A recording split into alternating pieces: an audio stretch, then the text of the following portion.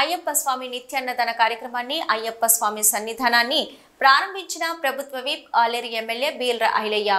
యాదాద్రి భువనగిరి జిల్లా ఆలేరు పట్టణంలో అయ్యప్ప స్వామి నిత్యాన్నదాన కార్యక్రమాన్ని అయ్యప్ప స్వామి సన్నిధానాన్ని తెలంగాణ రాష్ట్ర ప్రభుత్వ విప్ ఆలేరు ఎమ్మెల్యే బీల్ర ఐలయ్య నేడు ప్రారంభించారు. ఈ సందర్భంగా అయ్యప్ప స్వామికి ప్రత్యేక పూజలు నిర్వహించి స్వాములతో కలిసి అయ్యప్ప స్వామి అన్నదాన ప్రసాదాన్ని స్వీకరించారు.